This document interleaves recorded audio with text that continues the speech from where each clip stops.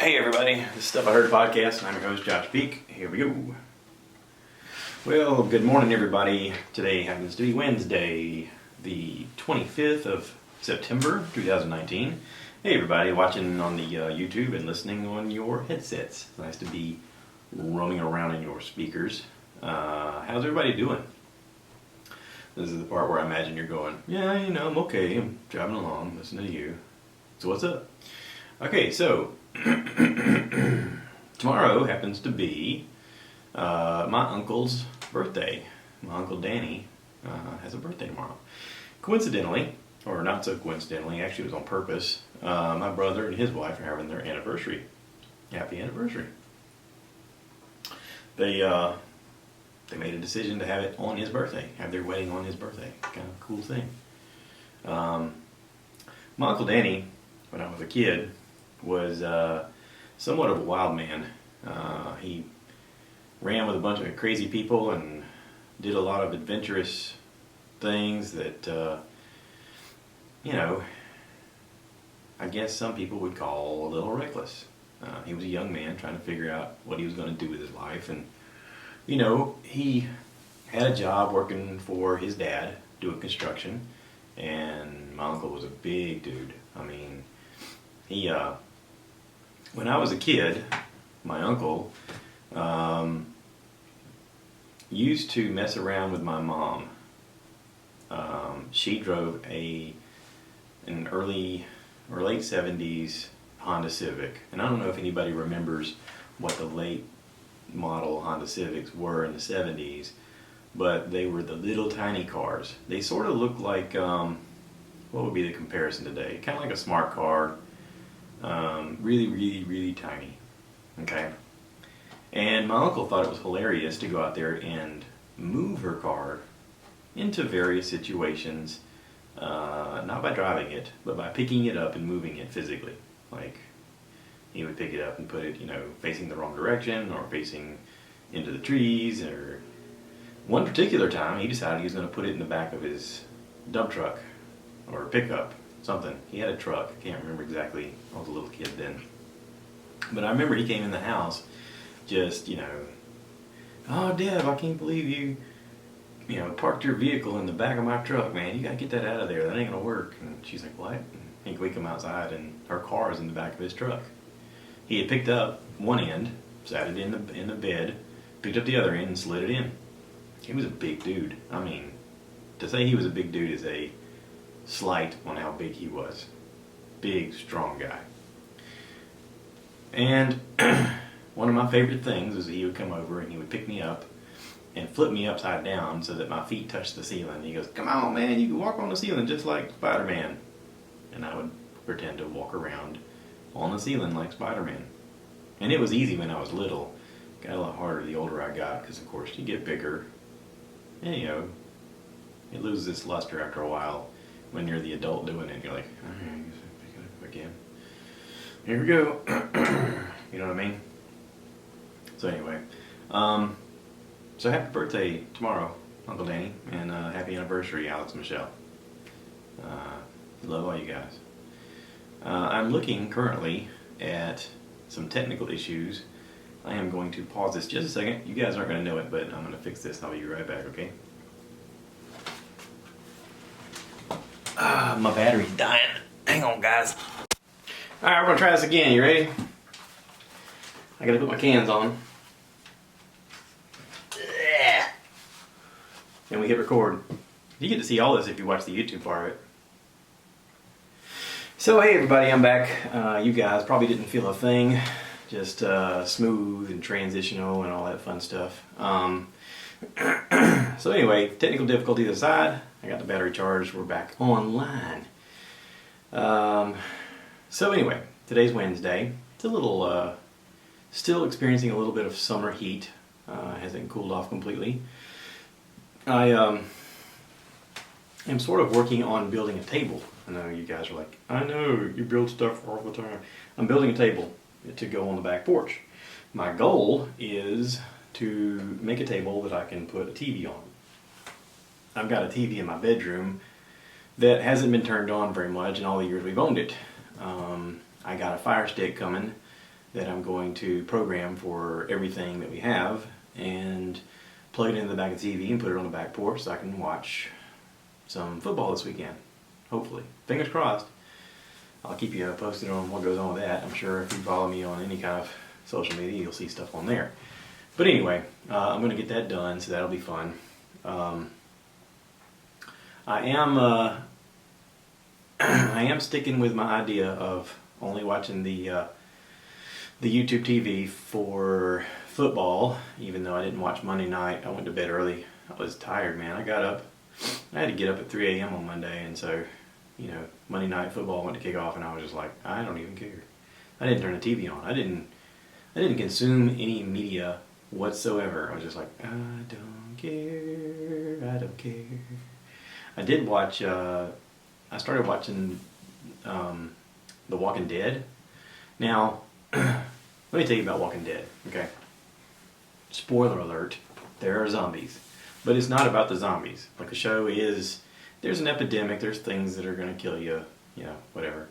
But The Walking Dead isn't about the actual zombies. It's about the people. Because they're dead, but they don't even know it yet. I mean, not like in an existential way of, oh, they're just living out purgatory. No. What I mean is, like, if you're alive, you're going to die. Okay? That's just reality. It's morbid, it's sad, boo-hoo.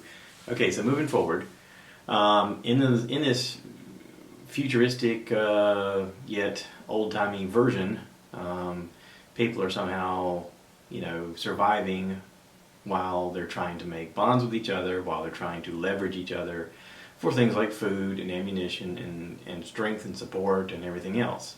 And it's an interesting look at what would happen if society broke down. That's basically, I think, the appeal of the show, is that everyone goes, okay, so how do you find your humanity when all of humanity seems to be lost? Okay? Now this show comes on the AMC channel. Kudos to AMC for realizing that, wow, we've really got a hit here. We need to do this. We need to make this show. They take a lot of risks on the show. They actually show a lot of gory, gross things, and they take people sort of into a dark place of what people are willing to do to survive. They show cannibalism, not really like, we're going to snack on your face now. But, they talk about it. They have a scenario that plays out where cannibalism is a thing. They have, people killing each other for resources, that kind of thing. And they've done a decent job of it. Here's the part that bothers me about Walking Dead. So, I don't exactly know what time frame this is supposed to have happened. I'm guessing the 90s, because no one seems to have a cell phone. No one seems to understand solar, really, until recent episodes. They got, we'll get some solar panels up and maybe charge some batteries. There's parts of society and technology that just aren't there.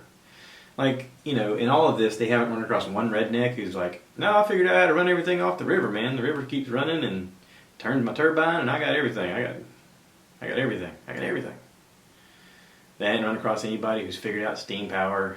They haven't run across a lot of smart people who've just figured out how to do things. I mean, just generally how to figure out how to do things. I know the show films in, outside of Atlanta, somewhere in the sticks, and they film it mostly in the summertime because everyone's always sweaty. But at no time have they figured out, all right, I figured out how to plug up this air conditioning unit now. And, this is so nice. Oh, look, we're in this warehouse now and they got AC. Oh, this is nice. I mean, there's just elements of it that's just, it's like they haven't been creative enough of thinking about how people would survive. Weirdly enough, whenever they find an establishment where people are at, the grass is always cut. Who's running a lawnmower? Supposedly these zombies are attracted to sound and noise, but they come to areas where the grass is always immaculate, and you're like, all right, who cut the grass? When did y'all do this? Where'd you go get gas? Did you really waste gas on a lawnmower when you could have been putting it in a vehicle to go find resources? And why are you all driving V8s?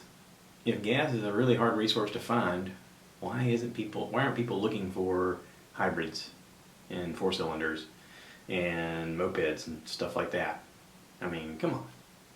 You gotta have a little bit of this in the show. Or maybe it's just that the story is so good that people don't think about it. It is out for its 10th season. I think October starts season number 10. And the way it works with Netflix is they don't show the last season until it's almost time for the new season. Because they want people to catch up right before it's time to watch the new season. Okay? If you've listened to me, you know I don't care for commercials. I don't want to watch that crap. I don't care. I don't need to see 10 different commercials about Crest or mesothelioma or something like that. It doesn't float my boat. It doesn't make me excited about life. I do like the little bit of escape I get from watching a show. And this is a show you can escape in. There's characters you can get involved in, and there's characters that you can care about. And when something good happens, you're excited for them. And when something bad happens, you're like, oh no, what's going to happen to Rick? What's going to happen to, whoever. Okay? And I didn't watch this show when it was new. When it was new, I had a route that I had to be up super early for. And back then, technology sucked, and our DVR only worked on certain things. And if you filled it up, you couldn't watch anything else. And even if I recorded it, I didn't have time to watch it. So I just said, well, this is a series I'm not going to watch. I did that with this, and I did it with Breaking Bad. I was like, well, I'm not going to watch that show because I just don't have the time to invest. And you have to do that in life sometimes. You have to say, I'm not going to invest my time into this because I don't have the time. You can't watch everything. You can't experience everything. Even though you want to, you can't. But if enough buzz comes out about it, you go, okay, whenever I get the time, I'll catch up on that. So, whenever my job changed and I had the ability to spend a little bit of time watching things, and technology changed and I no longer wasted time watching stupid shows on regular TV, I was like, oh look, they've got every episode of Breaking Bad. Let me watch that show. And I watched it and I was really amazed. I was like, wow, this is a really good show. I hate that I missed it when it was happening so I could talk about it with other people, but I'm really glad I'm watching it without commercials, because that's a super sweet spot. And I felt the same way about The Walking Dead. The Walking Dead came out on Netflix, and I was like, hey, look, there's 4 seasons or whatever. And I just started watching from episode 1. And I was like, wow, this is a really good show. This is really done well. The writing is interesting, and the storylines are interesting, and it's interesting to find the new people and find out how they interact with each other and how they help each other or hurt each other. And it takes you into a whole different world of possibilities. Okay? Now, even in the beginning, I'm watching this and I'm looking at how hot it is and I'm thinking, why don't you guys travel north any? Or, towards the coast? Looks like you're pretty uncomfortable. Which, I get it. Everywhere you go, there's zombies, and they're worried that they're going to run across a herd of zombies that are going to overtake them, and they can't kill them all. But, these are zombies that are slow, which is always the fun zombies. Okay? I have a theory about this. The faster the zombie, the scarier the movie. The slower the zombie, the more funny it can be. This is the right amount of speed that allows them to survive, and yet can overtake them if they're not quick enough or proactive enough. But still, why wouldn't you go somewhere where the climate is better? That's all I'm saying. Geez. If they're in, west of Atlanta, why not head towards the mountains? You'd have fresh water. You could get on top of a mountain so you could see the things coming. You could build up defenses so that you could defend yourself. Of course, I don't know about food. I don't know how food would get to you. Of course, that's always a question I have watching the show is, where are they getting food? Because people eat a lot. And the more people you have, the more food you need. And there's only so many canned you can get. And they've done a decent job over the years of showing them trying to farm and trying to grow things and that kind of stuff. But still, people eat way more than you think. And they haven't had a famine episode. There's just elements of it that just are missing reality. Besides the zombie part, there's elements of reality that are just, not there. But again, this is fantasy. This is you enjoying your evening watching zombies try and eat people and them trying to survive while also trying to kill each other in a weird way. Now, I've started watching season 9 because season 10 is about to come out and season 9 is now available. And I'm watching it and it's good. And I had quit watching season 9 because I was angry because they killed off one of the main characters. And, you know, spoiler alert, the whole show is centered around a main character. His name is Rick Grimes and he has a son named Carl, which he calls Carl. He he pronounces it interestingly because he's English, and when he's trying to have a southern accent and say the name Carl, it comes across as Carl. Carl. Carl. It's like an internet meme thing. But, spoiler alert, in season 8 they kill off Carl. Shocker. If you haven't watched it yet, just assume everybody you're watching is going to get eaten by a zombie at some point. So anyway, Carl dies. And a lot of people who are into the comic books talk about how in the comics, the way the thing ends, everybody dies except for Rick and Carl, and they go off into the sunset to continue their journey. And you know, at a certain point, the show surpasses what the writing is. This happened with Game of Thrones. This is happening here. There's a popularity about the show. Fans write in and they talk about their favorite characters and don't kill off so-and-so, you know, and that kind of stuff. And so it has an influence over what people write. It has an influence over what they create. And they take some creative licensing and they kind of do their own thing. Well, part of that is they decided to kill off Carl. Alright, Carl's dead, let's move the story this way. And when they killed off Carl, I thought, screw this show, I'm tired of watching this show. This is such an aggravating thing. They're just, you know, they're going to try and spin it off into something that it's not, and I don't care about that. Even though I was personally sick of watching Carl. I mean, I'll be honest. He had an eye that was taken out, he was missing an arm, you know, he'd seen a lot of rough stuff, and his story to me was a little played out, it was a little tired. And the stuff with his dad was a little played out. So, you know, I'm watching season 9, I'm about halfway through, and they're doing like a montage of Rick thinking about his son and having flashbacks of his interaction with some of the favorite people of the show, and I'm thinking, every time they do this, they kill somebody off. And there's a scene where he's dying, and you're thinking, how's he going to get out of this? How's he going to get out of this? And he basically dies, or everybody thinks he's dead. And in the last scenes of the episode, you see him on a helicopter, which, okay, spoiler or question, where the heck did the helicopter come from, and what's going on there? See, this is the type of thing in the writing that creates buzz and creates people talking about it and creates people going, okay, well, geez, what helicopter? What? You know, in this age where it seems like nothing has any kind of advanced technology other than, you know, walkie-talkies that they put AA batteries in. You know, here a helicopter lands and you see him all hooked up to like medical equipment and flying off, and you're like, where did this come from? Where is this story going? Now, I heard about this when this was, you know, popular, when this was on TV, and a lot of people had said that they heard that Rick was leaving the show and that they were going to do a Walking Dead movie about him in a different area. He was going to be the main character. They were going to do a separate movie with him and possibly another show where he's the main character of that show in a different location.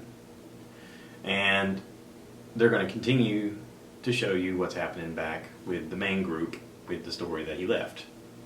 Which, I mean, you know, if you're running a show, why not try to capitalize on everything you can? They did that with Morgan. Morgan left the show and he's on that Fear the Walking Dead, which is supposed to be how the whole epidemic started. I haven't even started watching that show. I don't even have any idea what it's about, other than what I just said. So, Fear the Walking Dead's out there. Morgan's supposed to be on the show. He's one of the main characters from the original show. And I'm just like, I don't have time. I don't have time to invest in all this. I don't have time to watch all of this. I'll finish watching season 9, and I hear it's good. As I've talked about it with people at work and, you know, on Facebook and whatnot, they've all told me, oh man, it's so good, you're not going to believe it. And I'm like, really? Okay. I'm going to finish watching it, but then I got to start something else. Because there's always something else. There's always the new thing. There's always, you know, if you don't stay topical, you're going to miss out on this, you're going to miss out on that. I looked on my Anchor podcast analytics today, and I was like, okay, you know, how's the podcast doing? Well, every episode within the first couple of days gets about 90 downloads, which is great. It's awesome. Appreciate it. I didn't know that many people would be willing to listen to little old me, little old Josh. But I look back and, you know, the episode I did about Bob Lazar and aliens and Joe Rogan is like, you know, close to 3,000 downloads already. I'm like, ooh, what the heck did I talk about there that so many people listen to? And it's just amazing that anybody cares what I say anyway. I mean, let's face it, we all have the ability to do what I'm doing. I'm not doing anything anybody else can't do. I'm doing things that a lot of people don't want to do, or don't feel like they have the knowledge to do, or the time to do, or the care to do. There's a lot of people that just consume. There's not a lot of people that create, if you look at the broad spectrum. But every day those numbers change. Every day there are creators. Every day there are people that go, I have an idea. Just this past week, somebody reached out to me on YouTube, and they wrote me a letter saying, you know, hey, I have the same type of equipment that you have, but I have a different kind of phone. I want to figure out how to do phone interviews.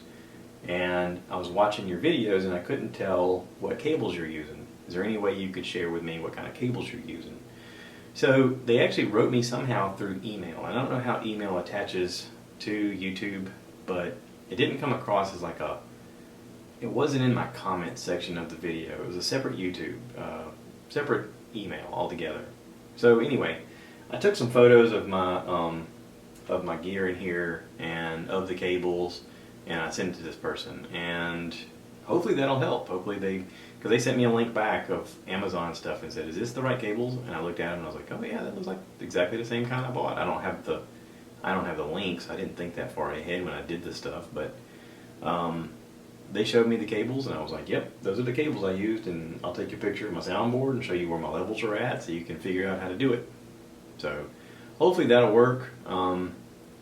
If anything, they'll probably have to play with their knobs a little bit to figure the levels, because it's a little complicated. It's not as simple as just plugging the cables in and going, all right, I'm doing this now. It's something you got to figure out. Again, I'm just a dude. I'm not anybody special. I don't have an education in this kind of crap, but you can figure it out. If you have a little bit of problem-solving skills in your brain, you can go, all right, here's how we do this. You get somebody to call you, you listen to it, you have everything plugged in, you go, can you hear me? No, I can't hear you. Okay, well, how about this? Do you hear me? No, I can't hear you. Okay, let's try this. Can you hear me now? Okay, I can hear you now. Okay, well, now I gotta see if I can record you. And you plug it all through the computer, and you try to record, and you listen. It's a process. Everything is a process. The hardest part about any process is just beginning. It doesn't matter what you want to do in life. If you want to learn to play guitar, if you want to speak Portuguese, if you want to learn how to cook something, if you want to do stand-up, if you want to make a movie, if you want to write a book, you have to take the first step. There's a guy I work with, Quaid. He put online that, you know, he's learning how to make beer. He's got a home brew making kit at the house, and he's learning to make beer. How cool is that? Anybody can do it. Most people aren't. But he was like, I want to do it. So he got the equipment, and he watched some videos, and he's, you know, learning about it, and he's trying it, and he's, you know, posting online. Made my first batch of this, you know, made my first batch of that. Giving this a try, see how it works. But that's how you do it. That's how you do everything in life. My dad took a motor to his wife's son, Todd, who lives in Virginia, and Todd's going to build a Nova. And Todd just put this out there on social media of, I want to build a Nova. And Dad was like, I have a Nova motor. I'll bring you a Nova motor and see what you can get started from it. So Todd's rebuilding the motor. He's starting with the motor, and he's going to build the car around it. That's pretty cool. But Todd wasn't just sitting around going, I just want to wish upon a star, and hopefully a Nova will drop out of the sky. Nope. He did verbalize it. He did say out loud, hey, this is something I'd like to do. And listen, when you verbalize things to people around you, the people who care about you, they're willing to help you. just like Dad did. Just like I did for this guy on YouTube. Listen, if we're not here to help each other, what the heck are we doing? I mean, really. There's a lot of people out there that are, me only, or me first. And listen, there is truth in the fact of, when in an accident, you gotta put the oxygen mask on yourself before you can help other people. That's true with a lot of things in life. But listen, if you got oxygen, help other people. Okay? That's just a lesson for life. That's a freebie. I'm just giving you that out there. Okay? So anyway, let's talk about stuff I heard, shall we? I don't know if I've talked about listening to a few episodes of the Two Bears, One Cave with Tom Segura and Bert Kreischer. Pretty darn good. I'm currently listening to episode 1355 of Joe Rogan Experience with Mark Norman. Mark Norman went on Bert's tour, the first half of the Body Shots World Tour, while he was in the States. And Mark Norman is a hilarious comedian. He's from New York. He talks about riding a moped all through the city and how much fun that is. And he's got his own special coming out. So he's funny. This is a funny episode to listen to. I'm going to check it out. That's about the only one I've listened to. I'll just be honest.